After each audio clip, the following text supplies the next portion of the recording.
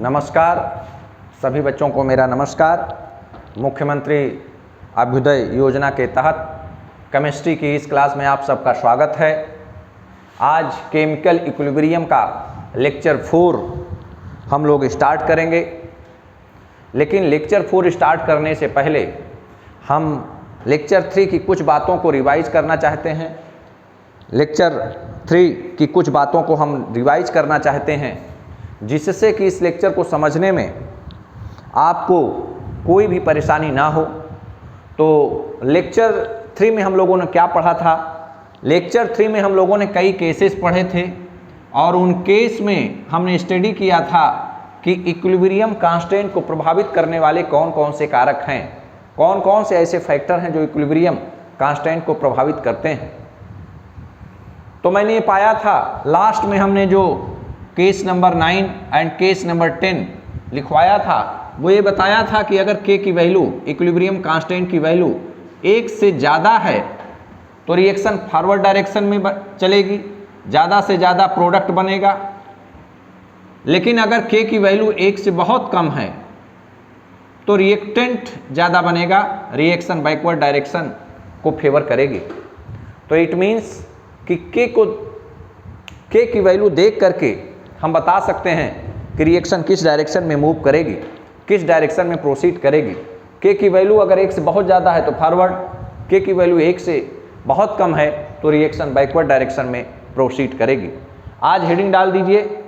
आज हम लोग स्टार्ट करेंगे equilibrium constant and free energy change, जो कि आपके जेईई और नीट के सिलेबस में भी है। तो हेडिंग डाल दीजिए equilibrium constant, equilibrium constant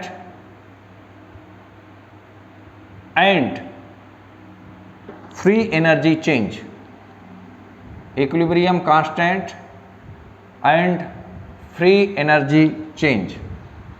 free energy change को डेल्टा जी से लिखा जाता है, जैसा कि आप इंटरमीडिएट में पढ़ के आए हैं, लेकिन कोई बात नहीं, हम यहाँ फिर से एक बार डिस्कस करेंगे फ्री एनर्जी चेंज। तो देखिए भाई, इक्विलिब्रियम कांस्टेंट और फ्री एनर्जी चेंज, जिसको delta G Gibbs free energy कहा जाता है। फ्री एनर्जी चेंज का मतलब जी, जी माने Gibbs free energy. Equilibrium constant, तो एक लाइन लिखना है कि equilibrium constant is related to free energy change as follows. तो लिखिए equilibrium constant is related to free energy change by the relation. एक लाइन लिखिए, उसके बाद हम लोग फार्मूला डायरेक्ट लिखेंगे। Equilibrium constant, equilibrium constant note कर लीजिए, is related to, equilibrium constant is related to free energy change, free energy change as follows, as follows. Equilibrium constant is related to free energy change as follows. तो देखिए भाई, ये महत्वपूर्ण, बहुत ही important formula आपके सामने, आपके यहाँ डेरिवेशन नहीं है, केवल हम लोगों को फार्मूला लिखना है। Delta G is equal to delta G naught. Delta G naught का मतलब सारे जितने भी रिएक्टेंट और प्रोडक्ट हैं वो स्टैंडर्ड स्टेट में हैं, plus RT ln Q। Q मैं बता चुका हूँ पिछले टर्म पर, जहाँ पर Q is equal to concentration quotient, concentration quotient या रिएक्शन कोशेंट भी हम इसको कहते हैं। Delta G is equal to delta G naught plus RT ln Q। इसके बाद मैंने आपको बताया था कि अगर ln ये बेस E होता है, ln बेस E होता है, लेकिन अगर इसको बेस 10 में कन्वर्ट करना है तो इसको हम 2.303 से मल्टीप्लाई करके जो ln है उसको LOG लिखेंगे और बेस 10 लिखेंगे। तो अगर एक तो ये फार्मूला आपके सामने आए तो देख लीजिए रिलेशन होता है डेल्टा जी। गलती कहाँ होती है बच्चे से? गलती ये होती है कि 4 ऑप्शन में एक में नाट यहाँ लगाएगा, यहाँ नहीं लगाएगा। तो delta G is equal to delta G naught, naught बाद में है तो डेल्टा आर करके लिख सकते हैं। इस ln को कन्वर्ट कर सकता हूँ, delta G is equal to delta G naught plus 2.303 RT ln की जगह पर हम LOG लिख सकते हैं, और Q कंसंट्रेशन कोशेंट, एक फार्मूला आप ये भी लिख सकते हैं। अगर इस टाइप से आपके एग्जाम में आए तो दोनों फार्मूलों को आपको याद करके एग्जाम में जाना है। Delta G is equal to delta G naught plus 2.303 RT log Q। और यहाँ पर LOG अगर लिख उठा, हमने LOG लिखा तो अंडरस्टूड है कि वो बेस 10 ही माना जाएगा। तो अब इन्हीं इक्वेशन पर हमको ऑपरेशन करना है, इन्हीं इक्वेशन पर कुछ हमको कंडीशन लगानी है। तो इसके बाद एट इक्विलिब्रियम साम्यावस्था पर, अगर इसी इक्वेशन को इक्विलिब्रियम पर हम करें तो यह क्या स्वरूप लेगा, कैसे ये चेंज होगा। तो एट इक्विलिब्रियम,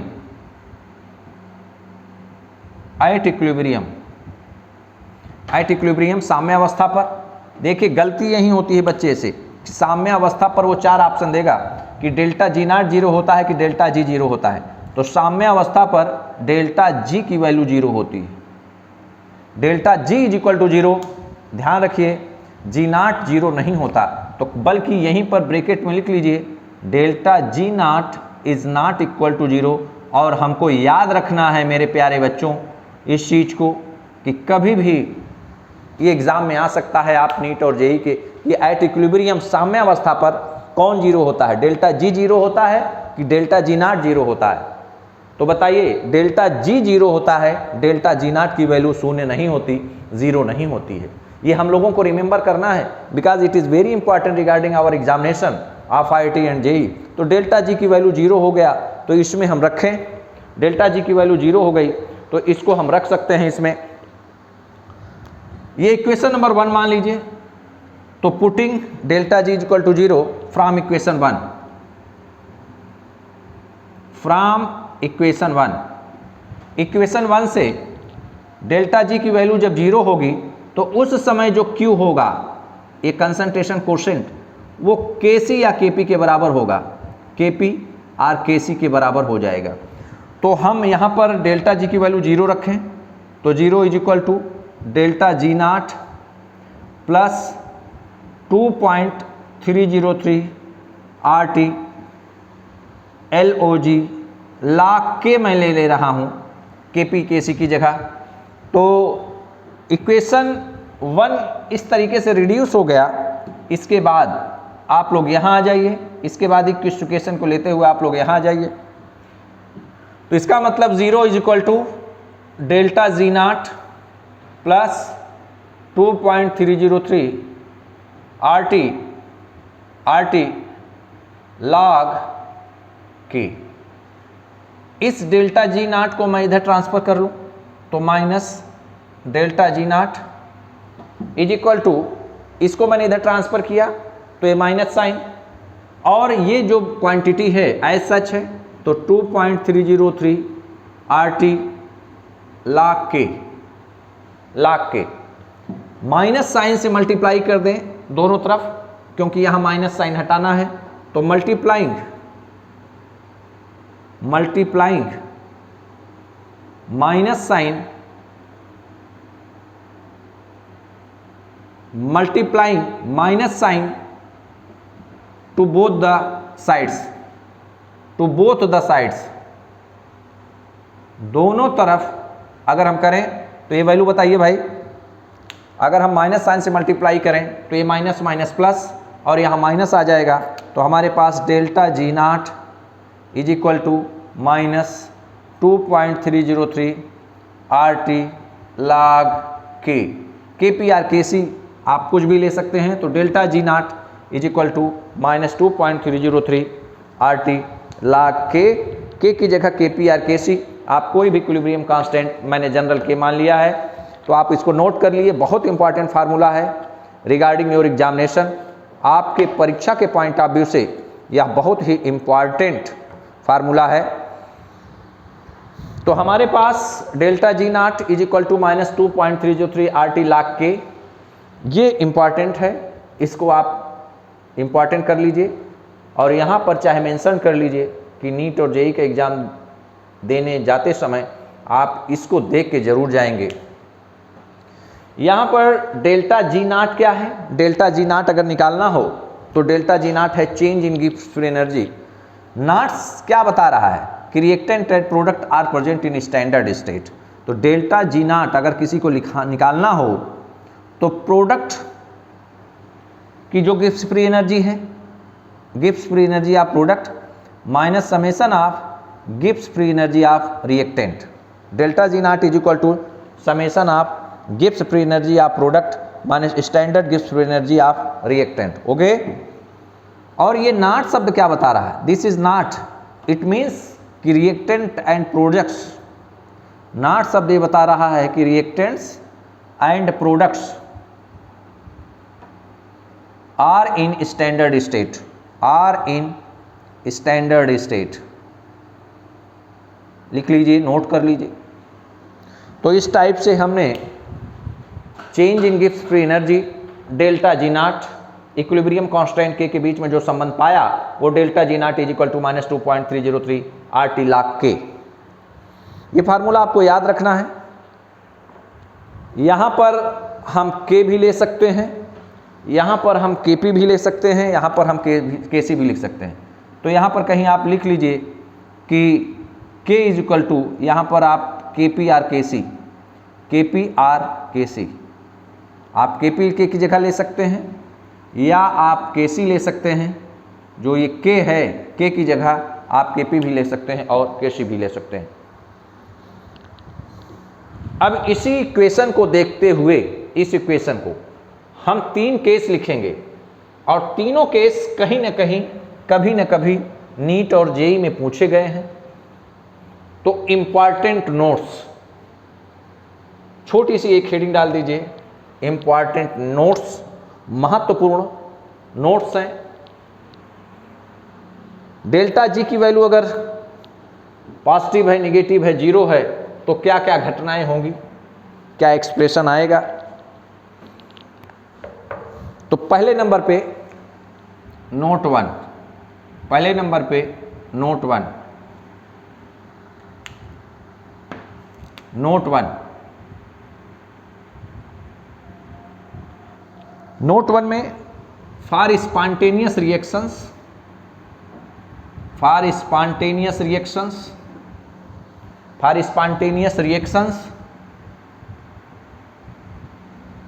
स्पॉन्टेनियस रिएक्शन का मतलब क्या होता है? ऐसी रिएक्शंस जो स्वतः हों, उनके लिए किसी एक्सटर्नल फोर्स की आवश्यकता नहीं होती कि आप टेम्परेचर दीजिए, आप कैटलिस्ट दीजिए, प्रेशर में चेंज करिए। तो स्पॉन्टेनियस रिएक्शंस जो होती हैं, मतलब कि जो अपने आप होती हैं, स्वतः होने वाली रिएक्शंस होती हैं, उनके लिए डेल्टा जी की value for spontaneous reaction, delta G naught is less than 0, हमेशा नेगेटिव होता है। तो नोट करिए भाई, बहुत इंपॉर्टेंट चीज आपके सामने डिस्कस हो रही है, नेगेटिव। डेल्टा जी नॉट की वैल्यू नेगेटिव होती है स्पॉन्टेनियस रिएक्शन के लिए। तो अगर डेल्टा जी नॉट की वैल्यू 0 निगेटिव हो गई, देखिए डेल्टा जी नॉट की वैल्यू, अब इस इक्वेशन से देखिए, from equation delta G naught is equal to -2.303 RT log K। तो ये बताइए, ये डेल्टा जी नॉट निगेटिव कब आएगा? डेल्टा जी नॉट निगेटिव कब आएगा? डेल्टा जी नॉट निगेटिव आना है, डेल्टा जी नॉट कोई निगेटिव आना है। तो इसका मतलब K की वैल्यू, डेल्टा जी नॉट की वैल्यू निगेटिव कब आएगी? डेल्टा जी नॉट की वैल्यू निगेटिव तब आएगी जब K की वैल्यू, जब K इज ग्रेटर देन 1,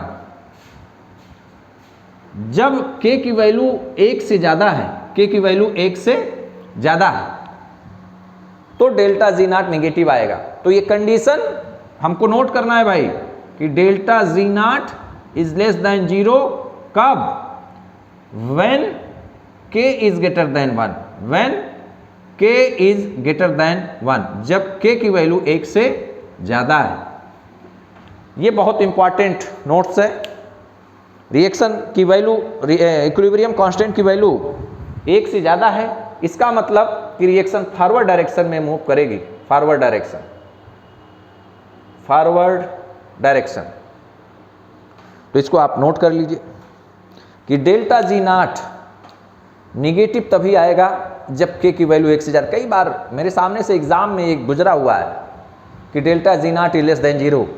कब ये संभव, कब है ये पॉसिबल, कब है? यहाँ मैंने समझाया कि डेल्टा जी नॉट की वैल्यू निगेटिव तभी आएगी जब के की वैल्यू 1 से ज़्यादा है, क्योंकि अगर के की वैल्यू निगेटिव आप कर देंगे तो ये निगेटिव और ये निगेटिव प्लस कर देगा। तो के की वैल्यू इज ग्रेटर देन 1, के की वैल्यू 1 से ज़्यादा अगर होगी, जैसे 2 है, 3 है, 4 है, तो 1 से ज़्यादा जब के की वैल्यू होगी तो ये वैल्यू निगेटिव आएगी। लेकिन अगर के की वैल्यू 1 से कम कर दिए, 1/2, 3/2, 0.5, 0.6, 0.7, 1 से कम आपने किया तो ये वैल्यू प्लस हो जाएगी। इसको आपको याद रखना है कि डेल्टा जी नॉट निगेटिव तभी होगा जब के की वैल्यू 1 से ज़्यादा है। नोट टू में क्या लिखना है कि if delta G naught is greater than 0, delta G not greater than 0, तो ऐसी रिएक्शन नॉन स्पॉन्टेनियस होंगी, non spontaneous. Delta G not greater than 0 का मतलब पॉजिटिव, धनात्मक, +2, +3, +4। तो इसका मतलब अगर इस इक्वेशन से हम देखें तो delta G naught is equal to -2.303 RT log K। तो डेल्टा जी नॉट की वैल्यू पॉजिटिव कब आएगी भाई? डेल्टा जी नॉट की वैल्यू पॉजिटिव तब आएगी जब के की वैल्यू क्या हो? 1 से कम। के की वैल्यू 1 से कम, 1 से कम का मतलब 0.5, 0.6, 1/2, 1/3, 1/4 इस टाइप से हो, तो ये वैल्यू, ये के की वैल्यू 1 से कम अगर हुई तो ये वैल्यू क्या हो जाएगी? माइनस, और ये यहाँ से माइनस तो ये प्लस हो जाएगा। तो डेल्टा जी नॉट की वैल्यू पॉजिटिव तब होगी जब के की वैल्यू लेस देन 1 हो। स्क्वायर ब्रैकेट कर लीजिए, इसको स्क्वायर ब्रैकेट कर लीजिए। डेल्टा जी नॉट की वैल्यू पॉजिटिव तब होगी जब इक्विलिब्रियम कांस्टेंट की वैल्यू 1 से कम है, तो उस केस में रिवर्स रिएक्शन होगी, बैकवर्ड रिएक्शन होगी, बैकवर्ड रिएक्शन। तो रिएक्शन बैकवर्ड होगी, तो रिएक्शन बैकवर्ड होगी। Note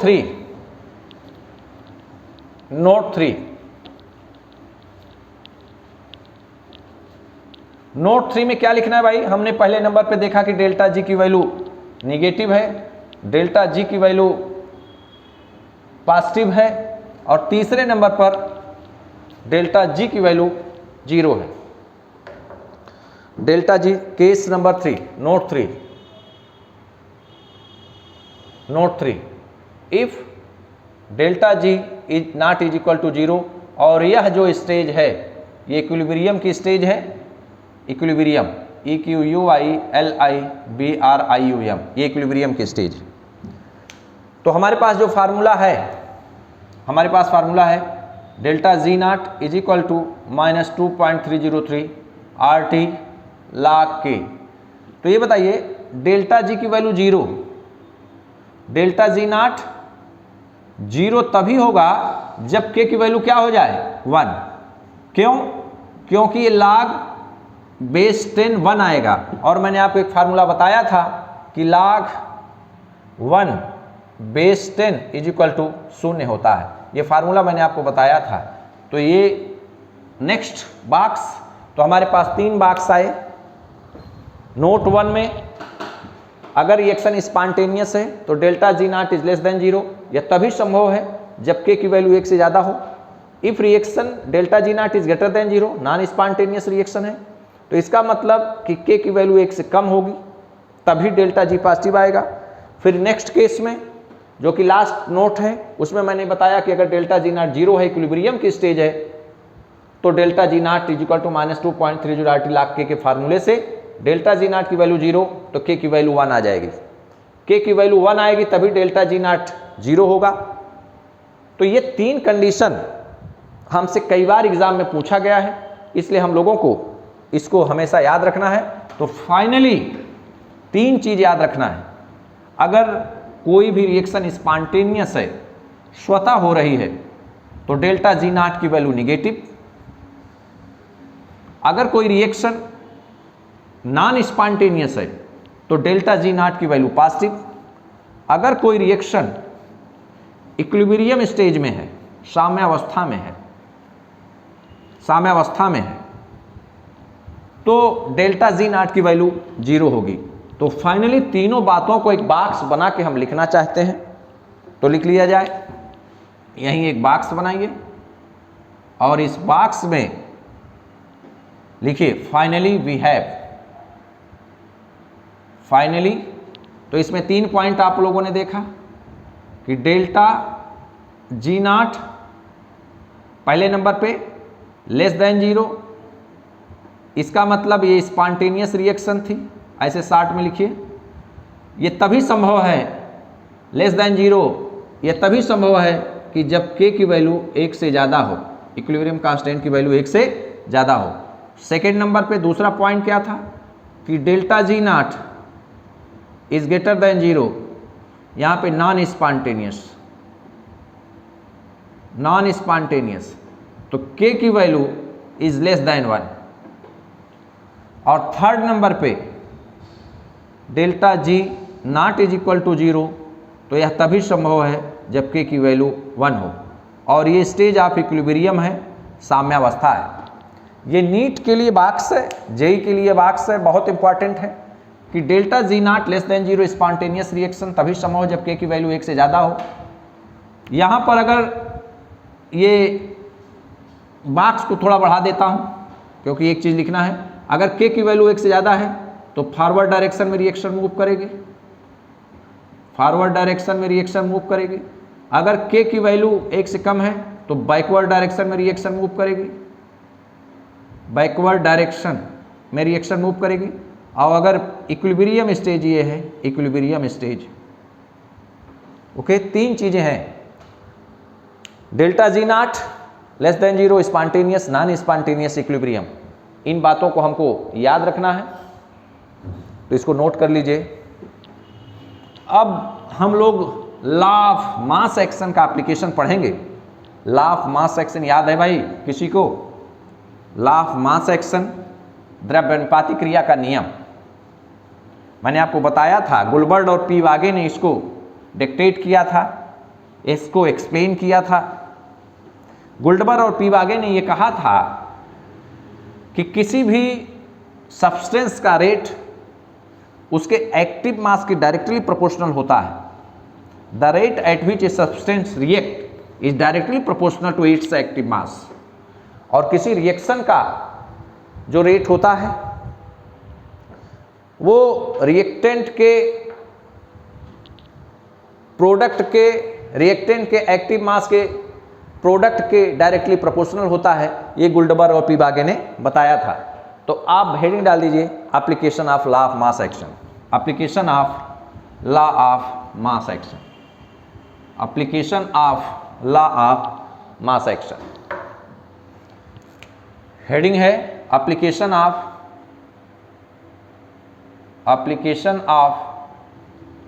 law of mass action, application of law of mass action, द्रव्य अनुपाती क्रिया का अनुप्रयोग। जो हमारे हिंदी माध्यम के बच्चे बैठे हुए हैं, लेक्चर से जुड़े हुए हैं, उनके लिए हिंदी में इसका रूपांतरण होगा द्रव्य अनुपाती क्रिया के नियम का अनुप्रयोग।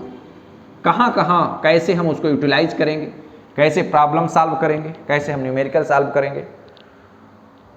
तो सबसे पहले हम ऐसी रिएक्शन लेंगे कि जो होमोजीनियस रिएक्शन होगी।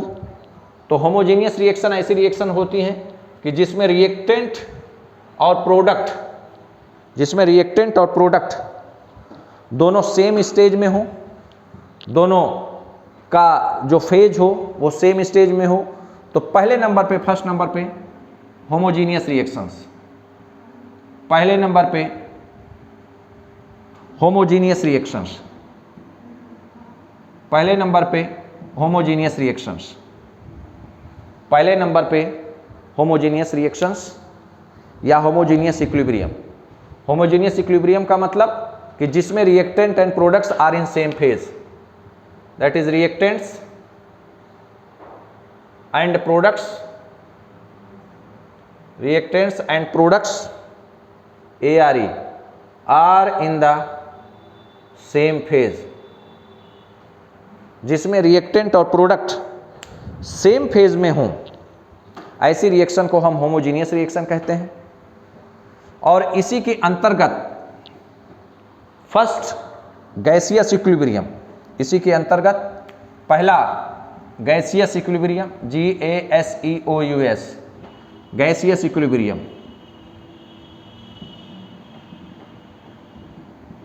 गैसियस इक्विलिब्रियम, गैसीय साम्यावस्था। और फिर इसी के तहत हम लोग पढ़ेंगे केस वन जिसमें डेल्टा एन जी गैस के मोलों की संख्या क्या हो, शून्य हो। हम लोग इसको डिस्कस करेंगे, हम लोग उसको पढ़ेंगे। डेल्टा एन जी की वैल्यू क्या हो, शून्य हो, जीरो हो। मतलब प्रोडक्ट के गैस के डेल्टा एन का मतलब प्रोडक्ट में गैस के मोलों की संख्या माइनस रिएक्टेंट में गैस के मोलों की संख्या जीरो। तो delta n G is equal to zero, इसका मतलब प्रोडक्ट में गैस के मोलों की संख्या माइनस रिएक्टेंट में गैस के मोलों की संख्या इज इक्वल टू जीरो।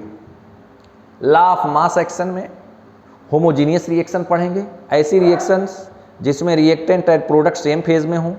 तो हमने सबसे पहले गैसियस रिएक्शन लिया है कि जिसमें reactant and products are gases, जिसमें reactants and product are gases, वो गैस है, रिएक्टेंट और प्रोडक्ट गैस है। और फिर उसी के बाद इसमें केस वन लिया कि जिसमें डेल्टा एन जी की वैल्यू जीरो हो, मतलब प्रोडक्ट और रिएक्टेंट में गैस के मॉलिक्यूल की संख्या बराबर हो। तो इतना आप लोगों ने अगर लिख लिया हो तो हम इसको इरेज करके अब एग्जाम्पल लेते हैं। फॉर एग्जाम्पल, उदाहरण कौन सा है इसका, जिसमें रिएक्टेंट और प्रोडक्ट गैस हो और गैस के मोलों की संख्या में जो परिवर्तन हो रहा हो वो शून्य हो। Change in the number of moles of reactant and product अगर शून्य हो तो देखिए भाई, पहले नंबर पे first example number one, H2 plus I2 change होके बना रहा है ट्वाइस HI। देखिए भाई, हाइड्रोजन और आयोडीन आपस में संयोग कर रहे हैं, रिएक्शन कर रहे हैं, तो ये ट्वाइस HI रिएक्शन फार्म कर रहे हैं, बना रहे हैं। तो इसका मतलब ये रिएक्शन फार्मेशन रिएक्शन है। हम जो डिस्कशन कर रहे हैं वो डिसोसिएशन रिएक्शन के लिए है, बल्कि फार्मेशन रिएक्शन के लिए डिस्कस कर रहे हैं, फार्मेशन रिएक्शन के लिए डिस्कस कर रहे हैं। तो चलिए, आप लोगों ने इंटर में पढ़ा होगा और मेरे साथ अब बताते चलिए। हाइड्रोजन इसका नाम है HYDROGEN, इसका नाम आयोडीन है, इसका नाम हाइड्रोजन आयोडाइड है।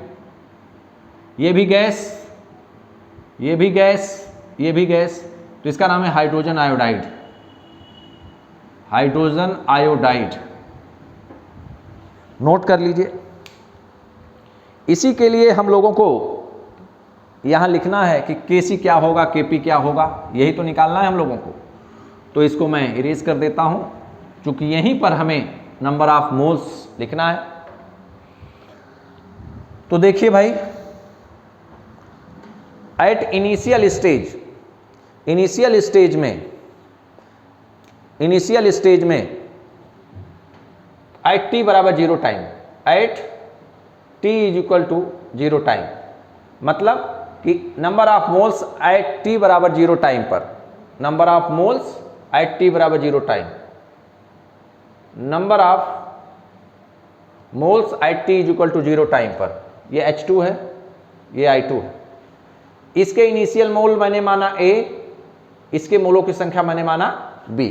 तो ये बताइए कि जब T बराबर जीरो टाइम है, जब रिएक्शन स्टार्ट ही नहीं हुई है, तो उस समय रिएक्शन में रिएक्टेंट के मॉलिक्यूल की संख्या H2 और I2 ही है, प्रोडक्ट बना ही नहीं है। तो प्रोडक्ट की कंसंट्रेशन कितनी हो जाएगी, प्रोडक्ट के मोलों की संख्या zero. But at equilibrium at equilibrium, साम्यावस्था पर, एट इक्विलिब्रियम साम्यावस्था पर नंबर ऑफ मोल्स क्या होंगे? एट इक्विलिब्रियम साम्यावस्था पर मोलों की संख्या। तो बताइए भाई, हमने माना कि HI के मोलों की संख्या x है, लेकिन इसके 2 मोल है तो ऑलरेडी 2 से मल्टीप्लाई होगा। अगर 3 होता तो यहाँ 3 हो जाता, अगर 4 है तो यहाँ 4 हो जाता। अगर आपने x माना तो 2x। ये x कहाँ से बना होगा? इसी H2 और I2 के टूटने से बना होगा, इसी H2 और I2 के टूटने से बना होगा ना। तो B के मोलों की संख्या आपने कितनी माना स्टार्टिंग में? या B, इसी में से तो x टूटा है, तो बचा कितना? जैसे इसके 10 मोल थे, अगर इसके भी 10 मोल, तो 10 मोल में से अगर 2 मोल निकल गए तो कितने मोल बचे? 8 मोल ना, 8 मोल। तो यही B इनिशियल था, B में से x निकल गया तो बचा कितना? B minus x। यहां कितना बचा? A minus x, A minus x, B minus x, 2x। तो इक्विलिब्रियम पर, साम्यावस्था पर नंबर ऑफ मोल्स, इक्विलिब्रियम पर H2 के मोलों की संख्या A माइनस एक्स, I2 के मोलों की संख्या B माइनस एक्स, HI के मोलों की संख्या 2x है। अच्छा, हम टोटल नंबर ऑफ मोल्स यहां निकाल सकते हैं क्या? बिल्कुल निकाल सकते हैं। तो यहां पर total number of moles, total number of moles at equilibrium, साम्यावस्था पर, सबको ऐड कर लें। साम्यावस्था पर H2 के मोलों की संख्या, I2 के मोलों की संख्या और HI के मोलों की संख्या। भाई कोई बर्तन है ना, उसी में तीनों है, H2 है, I2 है और HI है। सबके मोलों की संख्या को ऐड कर लेंगे तो हमको टोटल मोल आ जाएगा। तो A minus x plus B minus x और क्या प्लस 2x। तो ये देखिए माइनस एक्स माइनस 2x और ये प्लस 2x, इसका मतलब ये कैंसिल, तो बचा कितना? A plus B। यही टोटल नंबर ऑफ मोल्स आए। हम ये माने कि यह रिएक्शन जो कराई जा रही है वो ऐसे कंटेनर में कराई जा रही है, ऐसे वेसल में कराई जा रही है जिसका वॉल्यूम V है। तो V is the, let V is the volume of the container. यहां पे मान लीजिए कि let V is equal to, let V is the volume of container, let V is the volume of container in which reaction is carried out, in which reaction is carried out, जिसमें reaction carry कराई जा रही है उसका volume कितना है? V litre है। let V litre is the volume of container in which reaction is carried। तो इसका मतलब भाई हमने H2 की कंसंट्रेशन A माइनस एक्स पाया, इक्विलिब्रियम पर I2 की B माइनस एक्स पाया, HI की मोलों की संख्या हमने 2x पाई। ये सब मोल है, नंबर ऑफ मोल्स। अगर हमको एक्टिव मास निकालना है H2 का, हमको I2 का, हमको HI का, क्यों भाई? मैं अपना टारगेट बता दे रहा हूं कि देखिए हमको करना क्या है। हमको Kc निकालना है ना, Kc, हमको Kc निकालना है। तो एक्टिव मास ऑफ HI की पावर 2, यहां पर देखिए एक्टिव मास ऑफ HI की पावर 2 अपान, यहां पे 2 कोफिशिएंट है, upon active mass of H2 into active mass of I2। ये है एक्टिव मास का मतलब मोल पर लीटर में कंसंट्रेशन HI की, एक्टिव मास ऑफ H2 का मतलब मोल पर लीटर में कंसंट्रेशन H2 की, I2 का एक्टिव मास, इसका मतलब I2 की कंसंट्रेशन मोल पर लीटर में। तो अगर हम सारी वैल्यूज निकाल लें मोल पर लीटर, तो HI के मोलों की संख्या 2x है। आपने V वॉल्यूम मान लिया है इसका, V लीटर वॉल्यूम, तो 2x अपान V, ये मोलर कंसंट्रेशन HI की हो जाएगी। H2 की का एक्टिव मास आप कैसे निकालेंगे? इसके मोलों की संख्या, इसके मोलों की संख्या ये है, और वॉल्यूम कितना है? V। तो A minus x upon V। I2 का एक्टिव मास कैसे निकालेंगे? मोल पर लीटर में कंसंट्रेशन, I2 का मोल है B माइनस एक्स, वॉल्यूम कितना है V, तो B माइनस एक्स अपान V। तो इस टाइप से हमको ये चाहिए Kc। तो Kc निकालने के लिए आपको इसका एक्टिव मास, इसका एक्टिव मास, इसका एक्टिव मास चाहिए। इसका एक्टिव मास मोल पर लीटर में कंसंट्रेशन, इसका एक्टिव मास मोल पर लीटर में, इसका मोल पर लीटर में। मोल आपको सबके मालूम है, वॉल्यूम आपको मालूम है, तो क्या आप डिवाइड करके निकाल नहीं सकते हैं? बोलिए भाई, क्या आप डिवाइड करके निकाल नहीं सकते हैं? बहुत आसान है sir, it is very easy. तो आप लोग इस तरह से यहाँ पर एक लाइन खींच दीजिए और यही मैं लाइन से लिख दे रहा हूँ कि पहले नंबर पे एक्टिव मास ऑफ HI। बोलिए, एक्टिव मास ऑफ HI का मतलब HI का मोल पर लीटर में कंसंट्रेशन, इसके मोलों की संख्या 2x, तो आपने 2x ऊपर लिखा, मोल पर लीटर अपान लीटर क्या है? V। फिर H2 का एक्टिव मास, ये H2 है, एक्टिव के मोलों की संख्या, H2 के मोलों की संख्या A-X, तो active mass of H2, active mass of H2, इसके मोलों की संख्या A-X अपान क्या? V। I2 के मोलों, I2 का एक्टिव मास, I2 का एक्टिव मास,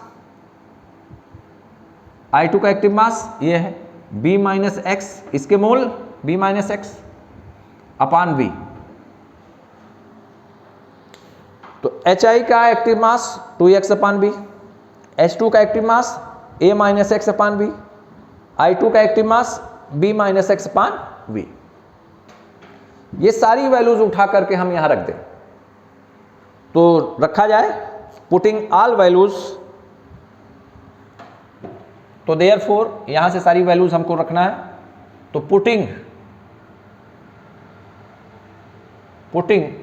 ऑल वैल्यूज, सारी वैल्यूज यहां से हमको रखना है। तो Kc बराबर बताइए, Kc बराबर एक्टिव मास ऑफ HI, कहां है भाई एक्टिव मास ऑफ HI? ये है, देखिए, ट्वाइस x अपान V, तो twice x upon V square है यहां, तो स्क्वायर लगा दिया, अपान एक्टिव मास ऑफ H2, कहां है ढूंढिए, active mass of H2 A-X upon V, रख दिया जाए A-X upon V। Active mass of I2 बच्चों बोलो, I2 B-X अपान V, तो B-X अपान V, ठीक है। तो अब इसको सॉल्व कर लिया जाए। Kc इज इक्वल टू, यहां पर लाइन है, मिक्सअप ना होने पाए, यहां पे लाइन है, ये लाइन है, यहां से मिक्सअप ना होने पाए, हम यहां पर हैं। Kc is equal to 2x upon V का होल स्क्वायर, तो ऊपर हो गया 4x square upon V square upon A-X upon V है ना, यहां भी अपान V, तो A-X इंटू V-X अपान V स्क्वायर। अगर इसको हम सॉल्व करें तो यहां पर V स्क्वायर से V स्क्वायर क्या होगा? कैंसिल, तो क्या बचेगा? Kc is equal to 4x square upon A-X into B-X, this is your final representation of Kc। Final value of Kc है, तो बहुत इंपॉर्टेंट है, ऐसे प्रोसीड किया जाता है। मैं एक बार फिर से समझा देता हूं, यह एक फार्मेशन रिएक्शन है जिसमें हाइड्रोजन आयोडाइड फार्म हो रहा है, H2 और I2 आपस में कंबाइन करके HI बना रहे हैं। तो हमने माना कि T बराबर 0 टाइम पर नंबर ऑफ मोल्स क्या है। जब रिएक्शन स्टार्ट नहीं हुई है तो उस केस में H2 और I2 के मोलों की संख्या, H2 के मोलों की संख्या A है, I2 के मोलों की संख्या B है। तो जब T बराबर 0 टाइम है, रिएक्शन स्टार्ट ही नहीं हुई है, तो प्रोडक्ट के मोलों की संख्या 0 मैंने लिख दिया। लेकिन साम्य अवस्था पर जब इक्विलिब्रियम की स्टेज आ गई तो उस समय इनके मोलों की संख्या क्या होगी? हमने मान लिया कि HI के मोल बन गए X, तो यहां पर 2 है तो ऑलरेडी 2x हो गया। ये x कहां से आया? x इन्हीं के टूटने से आया ना, B के टूटने से x बना, A के टूटने से x बना, ब्रेक होने से, डिकम्पोज होने से। तो B से x जब निकलेगा तो B-X, अगर ये 10 मोल है, 2 मोल निकल गया तो कितने मोल? 8 मोल। अगर ये 7 मोल थे, अगर ये भी 10 मोल, A 10 मोल है, इसमें से 2 तो 8, तो B में से x ब्रेक हो गया, निकल गया, टूट गया, तो b माइनस एक्स बचा। a में से x ब्रेक हो गया तो a माइनस एक्स बचा। अब इक्विलिब्रियम पर, साम्य अवस्था पर टोटल मोल कितने हैं? Total number of moles at equilibrium. ये जो वैल्यूज आई है a माइनस एक्स ये वाला H2 के मोलों की संख्या प्लस I2 के मोलों की संख्या b माइनस एक्स और HI के मोलों की संख्या 2x है। तो यहाँ से ये कैंसिल, तो a प्लस b बचा। हमने माना कि जिस रिएक्शन वेसल में यह रिएक्शन कराई जा रही है उसका वॉल्यूम कितना है? v है, उसका वॉल्यूम v है। v is the volume of the container in which reaction is carried out. तो अगर हम इसका मोलर कंसंट्रेशन निकालें, इसका मोलर कंसंट्रेशन, इसका मोलर कंसंट्रेशन का मतलब कुछ नहीं, मोलर कंसंट्रेशन का मतलब मोल पर लीटर में कंसंट्रेशन। मोल पर लीटर में कंसंट्रेशन का मतलब मैंने आपको समझाया है, एक्टिव मास। तो H2 का एक्टिव मास हम निकालना चाहें, पहले HI का निकाल लें, HI का एक्टिव मास, तो इसके मोल 2x अपान वॉल्यूम, I2 के मोल a minus x upon b, I2 के मोल इसके मोल b minus x upon b। तो इस टाइप से HI, H2 और I2 के मोलों की संख्या हमने निकाल लिया। इसके लिए अगर Kc मैं आपसे पूछूं, equilibrium constant at constant concentration, constant concentration का हमारे कंसंट्रेशन C, तो एक्टिव मास ऑफ HI की power 2, active mass of H2, active mass of I2। इस इक्वेशन में सारी वैल्यूज को पुट किया जाए यहां से, तो Kc is equal to 2x upon b, इसका मान, इसकी वैल्यू, HI की वैल्यू कितनी है भाई बोलो बच्चों? 2x upon b। तो 2x अपान b हमने रख दिया, स्क्वायर लगा हुआ, स्क्वायर लगा दिया, अपान H2 का active mass a minus x upon b, तो a minus x upon b। I2 का b minus x upon b, तो b minus x upon b इसकी जगह। इसका जब स्क्वायर किया तो 2 का स्क्वायर 4, x का square x square upon b square, फिर ये लाइन ये डिनोमिनेटर की, फिर a minus x upon b, a minus x upon b, b minus x upon b, तो v का v से मल्टीप्लिकेशन v स्क्वायर, यहाँ से ये कैंसिल, तो Kc बराबर 4x square upon a minus x और यहाँ पर क्या? b minus x. तो this is the final expression of Kc का फाइनल एक्सप्रेशन आपके सामने है। देखिए बहुत आसानी से निकलता है, घबराने की कोई आवश्यकता नहीं है। क्यों? क्योंकि आप एक बार इसका डेरिवेशन देख लिए तो आपको न्यूमेरिकल वैल्यूज जो भी दी जाएंगी, अब दे दिया कि 4 मोल इसके बने, तो 4 मोल आप इसके बना लेंगे, x की जगह 4, इसके 3 मोल लिए गए, इसके 5 मोल लिए गए, तो यहाँ a और b की जगह 3 और 5, 3 और 5 रख देंगे। तो इस टाइप से इसको एक बार प्रैक्टिस कर लीजिएगा, जिससे जब आप न्यूमेरिकल सॉल्व करें तो फटाफट आप a b जहाँ पर ये वैल्यूज दिए रख कर करो आप। अब इसके बाद हमको निकालना है Kp, equilibrium constant at constant pressure P, हमको निकालना है Kp। अब मैं इसको इरेज करता हूं, यहां से Kp कैलकुलेट करना है, तो Kp कैलकुलेट करने के लिए यहां जगह चाहिए, हेडिंग छोटी सी डाल दीजिए, कैलकुलेशन ऑफ Kp, छोटी सी एक हेडिंग डाल दीजिए, calculation of Kp, calculation of Kp, calculation of Kp, calculation of Kp, Kp का कैलकुलेशन। चलिए भाई इस इक्वेशन के लिए, इसके लिए आप Kp बताइए, Kp का एक्सप्रेशन क्या होगा? तो Kp बराबर partial pressure of product upon partial pressure of reactant. तो Kp बराबर पार्शियल प्रेशर का मतलब P ऑफ HI की पावर क्या? 2 upon partial pressure of H2 into partial pressure of I2। यही तो है, प्रोडक्ट का पार्शियल प्रेशर अपान रिएक्टेंट का पार्शियल प्रेशर, प्रोडक्ट का पार्शियल प्रेशर का square of HI, partial pressure of H2 into partial pressure of I2। मैंने आपको एक फार्मूला बताया था कि पार्शियल प्रेशर बराबर mole fraction into total pressure, याद है आपको? टोटल प्रेशर मैंने आपको बताया था, केमिकल काइनेटिक्स का चैप्टर पढ़ा रहा था तब भी पढ़ाया था, और अभी इक्विलिब्रियम का लेक्चर स्टार्ट किया था तब भी आया था इसका जिक्र। तो पार्शियल प्रेशर बराबर मोल फ्रैक्शन को x लिख लेता हूँ, टोटल प्रेशर को मैं P लिख लेता हूँ, तो partial pressure is equal to mole fraction into total pressure. तो हमको पार्शियल प्रेशर HI का चाहिए, इसका मतलब पार्शियल प्रेशर HI का निकालने के लिए इसका मोल फ्रैक्शन और इसका टोटल प्रेशर। तो हमने मान लिया कि let total pressure is P, let total pressure is equal to P, हमने मान लिया। तो चलिए भाई, पार्शियल प्रेशर आप यही हम डायरेक्ट लिख ले रहे हैं, तो Kp is equal to partial pressure of HI, इसका मतलब क्या हुआ कि मोल फ्रैक्शन ऑफ HI। तो मोल फ्रैक्शन ऑफ HI भाई, इसकी जगह पर पार्शियल प्रेशर ऑफ HI की जगह हम क्या लिख सकते हैं, mole fraction of HI into total pressure. तो mole fraction of HI into total pressure P, और ऊपर क्या लगा हुआ है, स्क्वायर, ये स्क्वायर लगा है, अपान पार्शियल प्रेशर ऑफ H2 का मतलब mole fraction of H2 into total pressure, यहां पर I2 तो मोल फ्रैक्शन I2 का, टोटल प्रेशर P। इस टाइप से फिर आगे हम प्रोसीड करते हैं। Kp इज इक्वल टू, यहां ध्यान दीजिए भाई, मोल फ्रैक्शन HI का, मोल फ्रैक्शन H2 का, मोल फ्रैक्शन I2 का, और इसका जब स्क्वायर करेंगे तो x HI का होल स्क्वायर और ये P स्क्वायर, ये इसका स्क्वायर इंटू इसका स्क्वायर अपान, यहाँ P है यहाँ P है तो स्क्वायर हो जाएगा।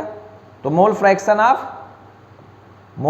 ऑफ H2, यहाँ पर I2 है ना, तो मोल फ्रैक्शन ऑफ I2, और P का मल्टीप्लिकेशन जब हम P से करेंगे तो P स्क्वायर हो जाएगा। ये कैंसिल, ये कैंसिल, थोड़ा हमको जगह बनानी पड़ेगी, इसको मैं इरेज करता हूं।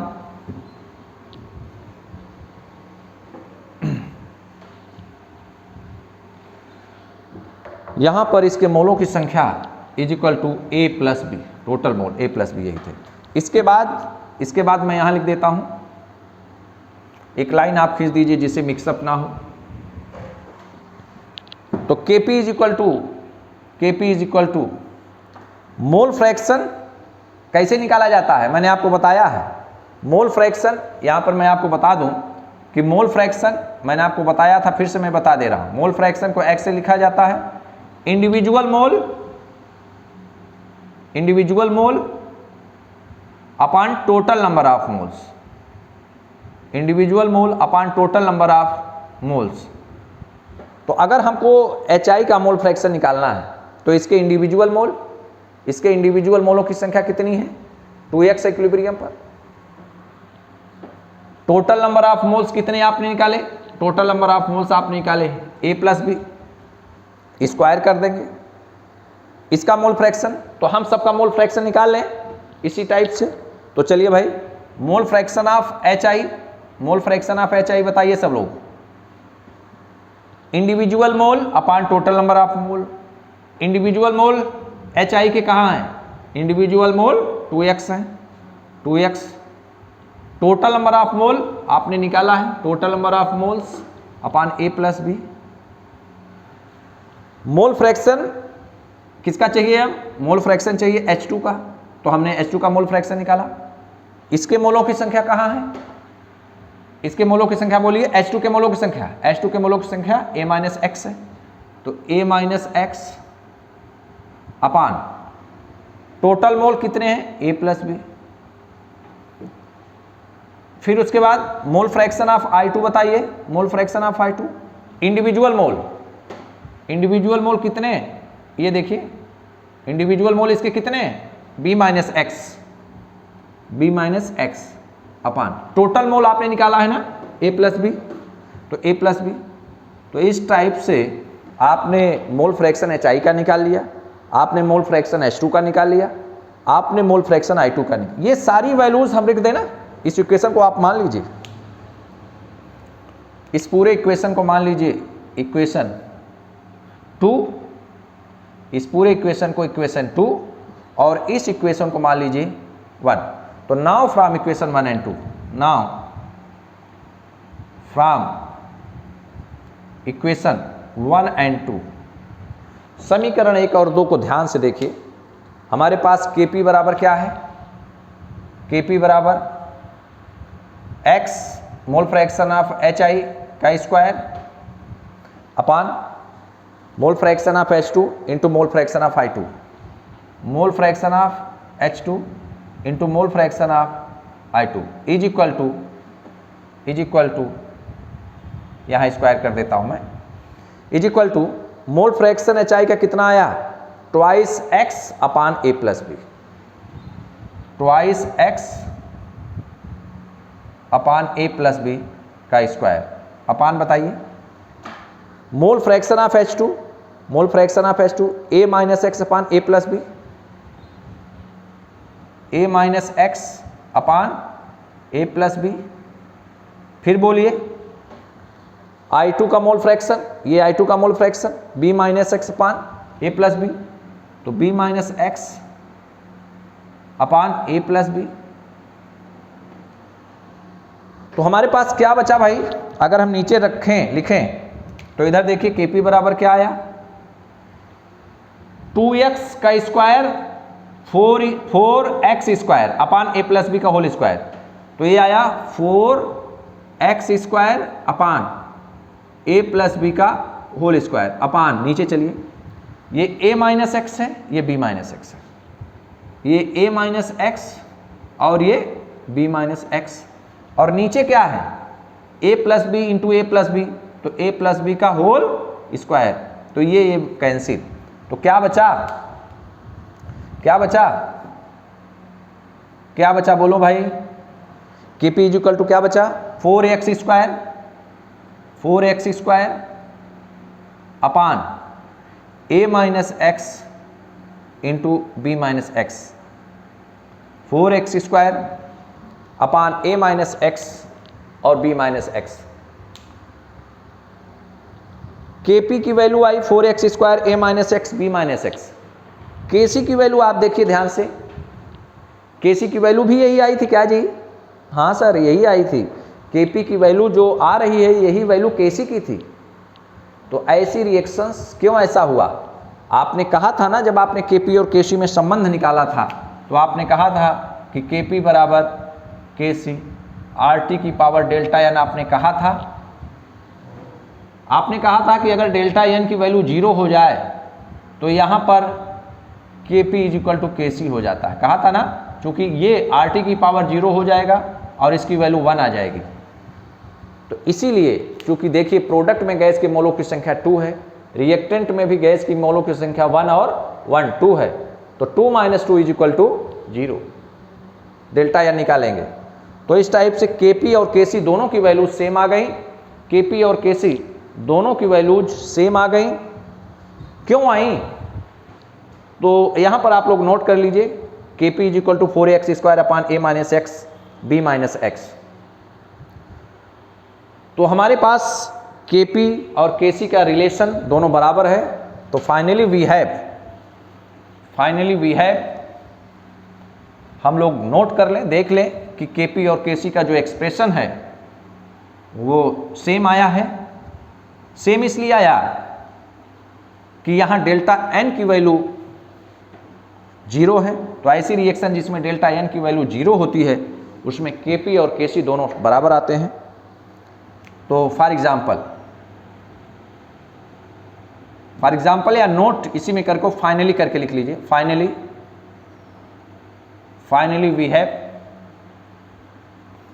वी हैव इस रिएक्शन के लिए Kp बराबर बताइए, Kc हमने पहले निकाला था, Kc is equal to 4x square upon A minus x into B minus x, और Kp हमने कितना निकाला था, Kp निकाला था 4x square upon A minus x into B minus x. ये दोनों बराबर क्यों आए, here Kc is equal to Kp because here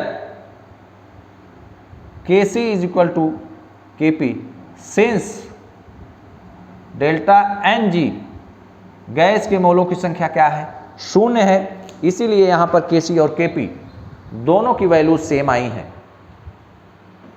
तो इस चीज को ध्यान रखना है हम लोगों को कि Kp और Kc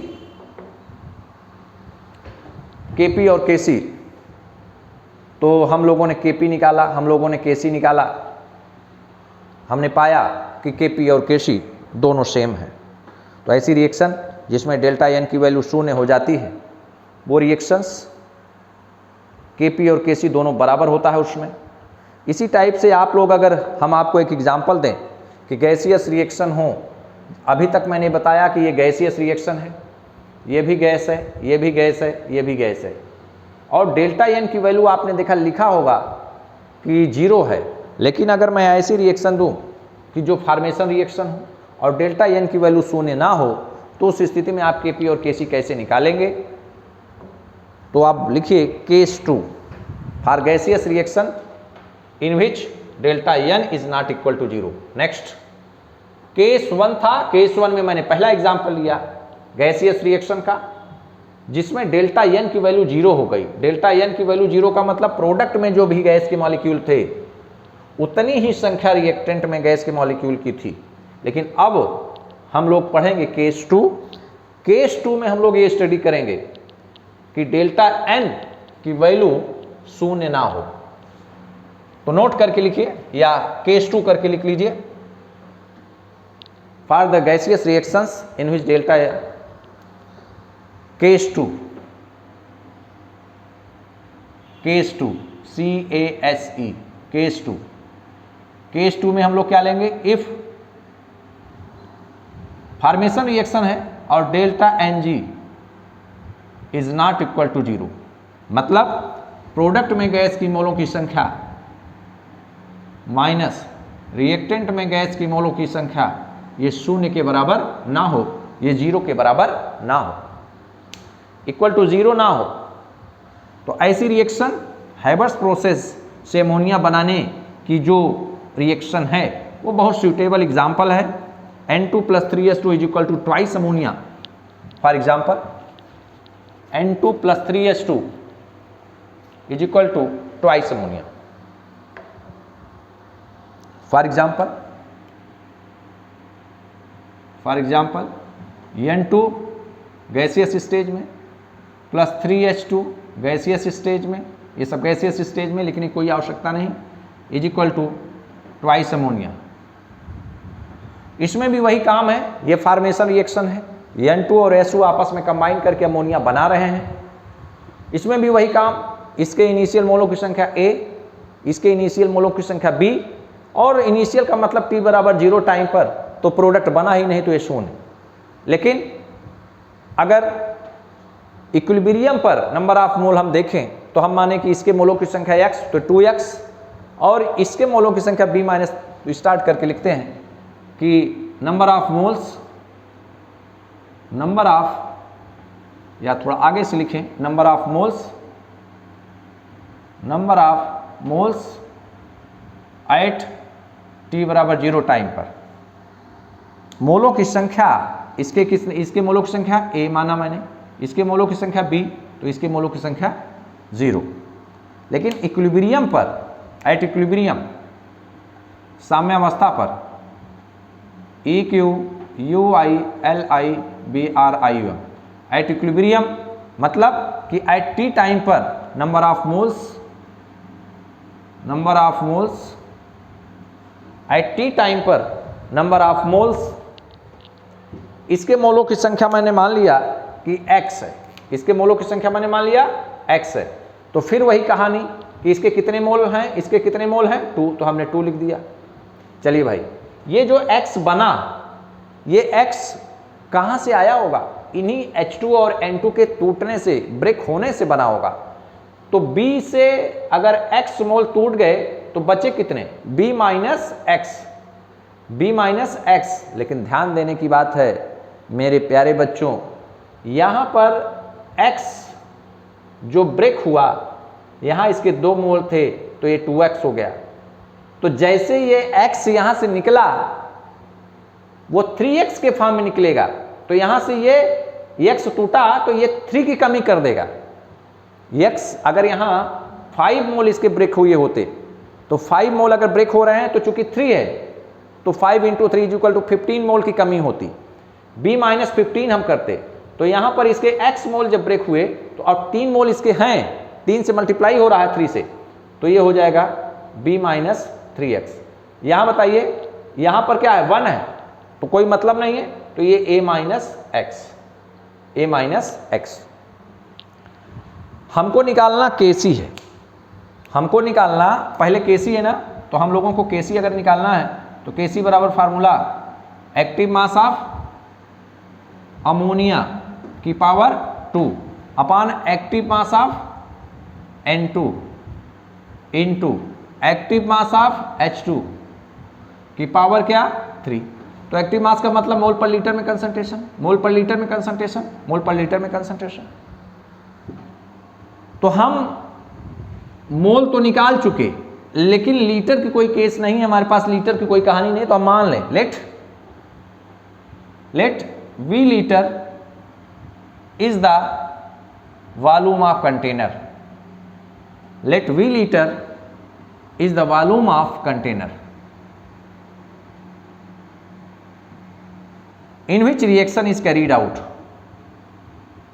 in which reaction is carried out, जिसमें रिएक्शन कैरी की जाती है, in which reaction is carried out। हमने माना कि वह वेजल जिसमें रिएक्शन हो रही है उसका वॉल्यूम V लीटर है, तो क्या अब मैं एक्टिव मास अमोनिया का निकाल सकता हूं? बिल्कुल सर, मोल पर लीटर। क्या मैं एक्टिव मास नाइट्रोजन का निकाल सकता हूं? बिल्कुल, मोल पर लीटर। क्या मैं एक्टिव मास H2 का निकाल सकता हूं? मोल पर लीटर। आप पीछे इस चीज़ों को, इन चीज़ों को कर चुके हैं भाई, आप पीछे इन चीज़ों को कर चुके हैं, तो मैं निकाल लूँ क्या एक्टिव मास ऑफ अमोनिया? बताइए मोल पर लीटर। तो अमोनिया के मोलों की संख्या कितनी है 2x अपान वॉल्यूम लीटर में। दूसरे नंबर बोलिए active mass of N2, active mass of H2 पहले लिख लीजिए, active mass of H2, active mass of H2 मोल पर लीटर, इसके मोलों की संख्या b माइनस 3x अपान क्या v। Active mass of N2, active mass of N2, N2 का मोल पर लीटर में कंसंट्रेशन, तो इनके मोलों की संख्या कितनी है a माइनस x अपान क्या वॉल्यूम भी है। तो इन सारी वैल्यूज को हम केसी के एक्सप्रेशन में लिख सकते हैं। तो यहाँ पर एक लाइन खींच दे रहा हूँ, मैं सेपरेशन कर रहा हूँ। तो now KC is equal to वही formula active mass of ammonia square upon active mass of N2 into active mass of H2 की पावर 3। तो Kc is equal to active mass of ammonia की power 2 upon active mass of N2 माने nitrogen into active mass of H2 की power 3। तो बताइए भाई Kc हमको लिखना है, सारी वैल्यूज तो आपने निकाल लिया है। अमोनिया का एक्टिव मास कितना है 2x upon v, 2x upon v। Hydrogen का active mass b minus 3x upon v, ये फिर नाइट्रोजन का active mass a minus x। बस केवल वैल्यू रखना है, रख लेंगे। बताते चलिए अमोनिया का active mass 2x upon v का होल स्क्वायर अपान नाइट्रोजन का एक्टिव मास, नाइट्रोजन का एक्टिव मास कहाँ है भाई, कहाँ भाई, ये है a minus x upon v, a minus x upon v। फिर बोलिए हाइड्रोजन का एक्टिव मास, हाइड्रोजन का एक्टिव मास ये b minus 3x upon v की पावर क्या, power 3। Kc is equal to इसको सॉल्व करिए, 2x अपान v का होल स्क्वायर है तो 4x square upon v square, फिर अपान a माइनस x, इस चीज को ऐसे रखें, b माइनस 3x का होल क्यूब अपान क्या। देखिए भाई यहां पर ये v था और ये कितना आएगा v क्यूब आएगा ना, तो ये v क्यूब मतलब ये था, ये हमारे पास है कहानी। तो मैंने आपको बताया था बायो के जो बच्चे हैं कि अगर x के पावर t है इंटू एक्स के पावर q है तो इसकी वैल्यू हो जाएगी x की पावर t प्लस q, मतलब x की पावर 5 है कहीं इंटू एक्स की पावर 6 है तो ये वैल्यू हो जाएगी x की पावर 5 प्लस 6। x की पावर अगर q की पावर r है, q की पावर s है, तो ये वैल्यू हो जाएगी q की पावर r प्लस s। मतलब कि अगर बेस सेम है, अगर बेस सेम है, यहाँ पर देखिए, यहाँ पर क्या है, बेस सेम है तो पावर जुड़ जाती है, यहाँ पर बेस सेम है तो पावर ऐड हो गई, यहाँ पर दोनों का बेस सेम है तो पावर ऐड हो गई r प्लस s। तो इसी फार्मूले को यहाँ अप्लाई करना है हम लोगों को, यहाँ पर अप्लाई करना है, इसी फार्मूले को हम लोगों को अप्लाई करना है। तो Kc इज इक्वल टू ये यहाँ पर 1 है और यहाँ पर 3 है, तो ये कितना हो जाएगा, v की पावर 4, तो 4x square upon v square upon a minus x, और क्या आया, b माइनस 3x की पावर 3, और अपान क्या है भाई, v की पावर 4, b की पावर 4। इसको जब हम सॉल्व करेंगे तो फाइनली हमारे पास Kc क्या आएगा, ये v की पावर 4 ऊपर हो जाएगा, v की पावर 4 ऊपर हो जाएगा, तो v की पावर 4, ये v की पावर 4 ऊपर हो जाएगा, तो हम इसको एक्सप्रेशन को यहां लिख दे रहे हैं, 4x square upon v square into b की पावर 4 अपान ये b की पावर 4 ऊपर हो जाएगा, तो a minus x into B minus 3x की पावर 3। तो ये 2 है ना और यहाँ 4 है, तो कितना बचेगा, इसको कैंसिल करेंगे तो v स्क्वायर बचेगा। तो हमारे पास फाइनल एक्सप्रेशन Kc बराबर आया, Kc is equal to 4x square upon a minus x into B minus 3x का होल क्यूब। इसको स्क्वायर ब्रैकेट कर लीजिए। इस तरह से आप लोगों ने Kc का एक्सप्रेशन निकाल लिया। Kc is equal to 4x square upon a minus x B minus 3x की पावर 3।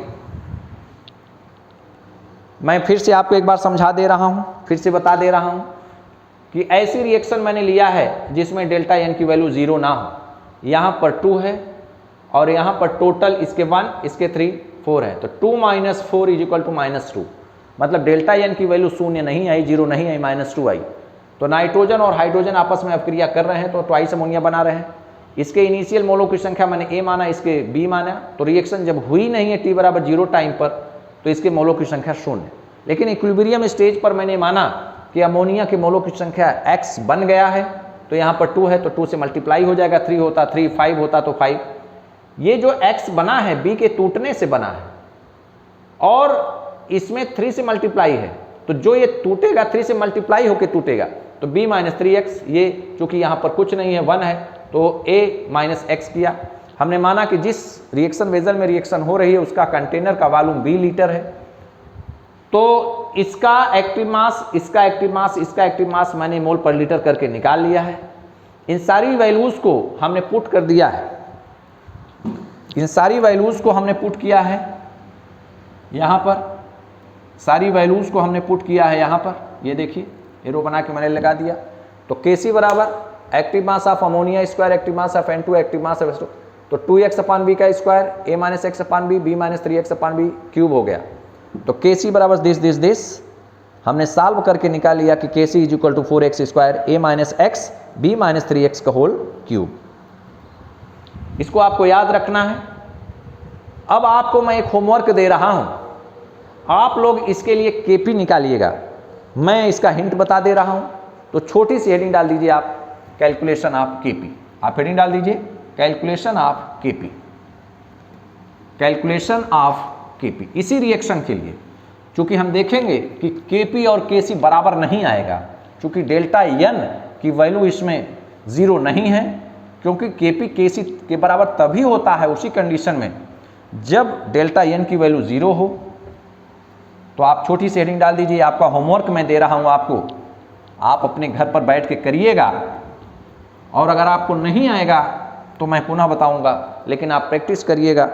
तो हेडिंग डाल दीजिए calculation of Kp, calculation of Kp, heading डाल दीजिए कैलकुलेशन ऑफ Kp, Kp का calculation.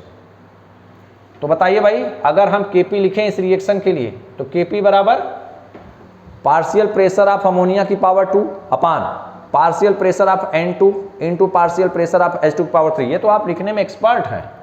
Partial pressure of ammonia की power क्या 2 upon partial pressure of nitrogen into partial pressure of H2 की पावर क्या 3।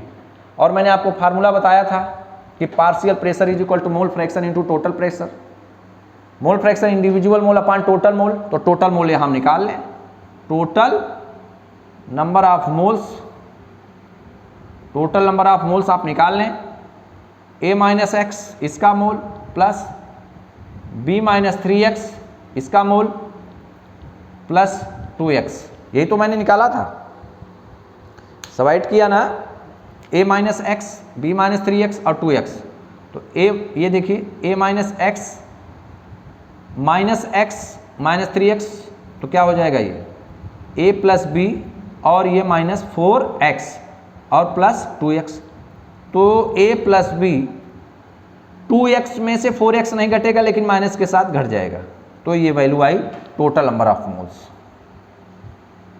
टोटल नंबर ऑफ मोल्स मैंने सब तरीका आपको बता दिया, individual mole upon total number of mole, individual mole upon total number of mole.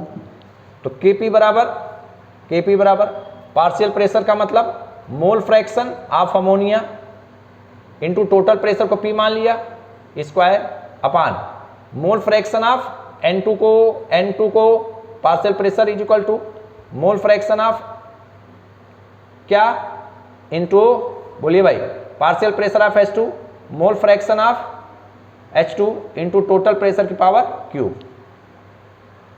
तो Kp बराबर Kp इज इक्वल टू, देखिए P स्क्वायर, यहाँ पर P है, यहाँ P क्यूब है, तो ऊपर क्या बचा x स्क्वायर और यहाँ पर क्या ammonia upon x N2 mole fraction of N2 into x mole fraction of, यहाँ पर क्या हुआ P स्क्वायर ऊपर, ये P स्क्वायर और यहाँ पर P, यहाँ P क्यूब, तो क्या आएगा P की पावर 4।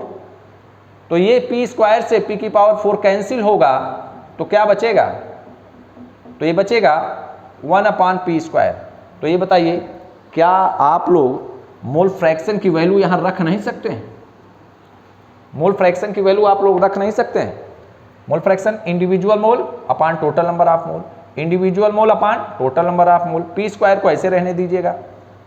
तो देखिए Kp is equal to mole fraction individual mole upon total number of mole. Individual mole ammonia का कितना है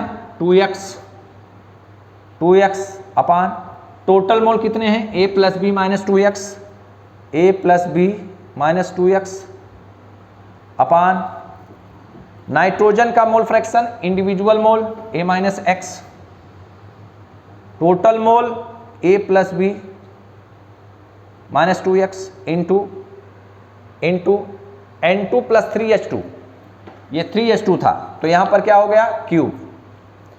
तो हाइड्रोजन का बताइए, हाइड्रोजन का mole fraction individual mole b minus 3x upon a plus B minus 2x की power क्या cube. क्या आप इसको सॉल्व नहीं कर सकते हैं? बड़े आराम से सॉल्व कर सकते हैं। 2x N2 यहाँ पर स्क्वायर है, यहाँ पर क्या है स्क्वायर, तो यहाँ भी क्या हो जाएगा ये स्क्वायर, तो ये वैल्यू आएगी 4x स्क्वायर और यहाँ पर देखिए a plus B minus 2x का होल स्क्वायर और नीचे क्या होगा 4 होगा, तो इससे तो क्या बचेगा अपान, मैं एक बार और सॉल्व कर दे रहा हूँ, upon a plus B minus 2x upon बड़ी लाइन a माइनस एक्स और यहाँ पर b माइनस 3x का होल क्यूब। ये देखिए a plus B minus 2x 1 है और यहाँ से आएगा a plus B minus 2x 3, तो ऐड होके कितना हो जाएगा 4 ना, और ये यहाँ पर 2 ऑलरेडी है भाई, इसका स्क्वायर किया 4x square upon a plus B minus 2x का स्क्वायर, ऐसा सच लिख लिया। यहाँ पर a minus x b minus 3x cube, यहाँ पर a plus B minus 2x 1 है, a plus B minus 2x। अभी मैंने फार्मूला बताया था कि अगर बेस सेम हो तो उसका पावर ऐड हो जाता है, तो यहाँ से 1 और यहाँ से 3 आएगा, तो 3 एक 4 हो जाएगा। तो यहाँ पर मैं लिख रहा हूँ a plus B minus 3x की पावर 4 इसको इरेज कर देता हूँ मैं। देखिए बहुत आसान है, कहीं आप लोगों को कोई प्रॉब्लम नहीं आई होगी, बहुत आसानी से केवल कॉन्सेप्ट समझना है आपको। अगर आपने कॉन्सेप्ट समझ लिया है तो बताइए भाई इसको सॉल्व किया जाए आगे तो कैसे आया। KP is equal to KP is equal to 4x square upon, देखिए यहाँ से जब हम इसको ऊपर ले चलेंगे तो इनटू ये ऊपर जाएगा ना, तो a plus B minus 3x, यहाँ पर 2, भाई ये 2 है ये 4 है तो ये कैंसिल होके 2 आएगा ना, और नीचे जो चीज़ें हैं वो ऐसे रहेंगी a माइनस एक्स और b माइनस 3x, यहाँ पर क्या 3। This is the final expression of your KP। तो हियर यहाँ पर आपने देखा कि KC is not equal to KP, KC और KP दोनों एक दूसरे के बराबर नहीं है। ऐसा क्यों? ऐसा इसलिए कि delta NG is not equal to 0, यहाँ पे डेल्टा NG शून्य के बराबर नहीं है। तो आज हम लोगों ने KC और KP किसी भी रिएक्शन के लिए निकाल सकते हैं बहुत आसानी से। अगर ये फॉर्मेशन रिएक्शन है, इसी तरीके से हम डिकम्पोजिशन रिएक्शन के लिए निकालें तो बहुत आसानी से निकाल सकते हैं। तो यहाँ ध्यान रखना है कि डेल्टा n की वैल्यू अगर 0 तो KP KC बराबर होंगे, अगर डेल्टा n की वैल्यू 0 ने KP और KC बराबर नहीं होंगे।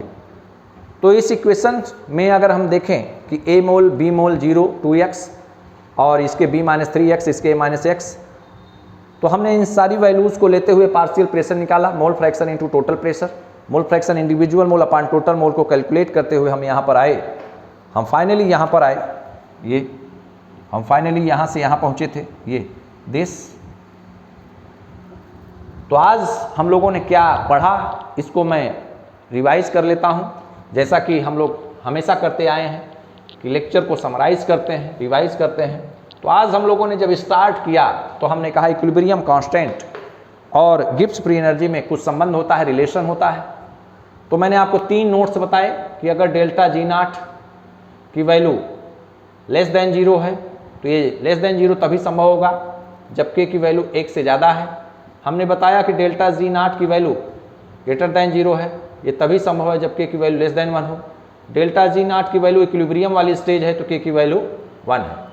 यहाँ पर स्पॉन्टेनियस रिएक्शन के लिए हमेशा डेल्टा G0 0 होता है, नॉन स्पॉन्टेनियस और इक्विलिब्रियम। फिर मैंने आप लोगों को ये बताया कि किसी भी रिएक्शन जो कि फॉर्मेशन रिएक्शन हो उसमें कैसे हम KP KC निकालते हैं, कैसे हम नंबर ऑफ मोल निकालते हैं, कैसे हम पार्शियल प्रेशर निकालते हैं। हमको ये याद रखना है कि पार्शियल प्रेशर एक्टिव मास तो बड़ी आराम से हम निकाल लेते हैं, एक्टिव मास का मतलब मोल पर लीटर में कंसंट्रेशन, लेकिन हमको दिक्कत आती है KP निकालने में। KP में partial pressure is equal to mole fraction into total pressure, mole fraction is equal to individual mole upon total number of mole. तो इंडिविजुअल मोल जितने हों उसको रख लेंगे, टोटल मोल सबको ऐड करके निकाल लेंगे, और इस टाइप से KP और KC हम निकाल के देखेंगे कि अगर किसी भी रिएक्शन के लिए KP और KC बराबर आ रहा है तो अगर डेल्टा N की वैल्यू, कोई रिएक्शन ऐसे लिखी है कि A प्लस B आपस में रिएक्शन करके AB C प्लस D बना रहा है, तो अगर आपसे पूछे कि इसका एक्सप्रेशन लिखिए KP और KC का, आपने KP जो निकाल लिया ना तो आप कह दीजिएगा KC भी इतना आएगा। जितना आपने KC निकाला अगर 5 आया तो KC भी कह दीजिएगा 5 आएगा। क्यों? क्योंकि यहाँ डेल्टा N की वैल्यू 0 है। तो ऐसी रिएक्शन जिसमें डेल्टा N की वैल्यू 0 हो KP और KC बराबर होंगे, जिसमें 0 नहीं है वो बराबर नहीं होंगे KP और KC। तो आज हम अपने लेक्चर को यहीं फिनिश करते हैं, यहीं समाप्त करते हैं। और लेकिन मैं आपको एक एडवाइस फिर दे रहा हूँ कि मैंने जितनी चीज़ें बताई हैं इसको आप लिख लिख के पढ़ेंगे तभी आपको चीज़ें क्लियर होंगी। श्रम करिए, क्योंकि बिना श्रम के कोई भी चीज़ आसान नहीं है। तब तक के लिए नमस्कार, अलविदा।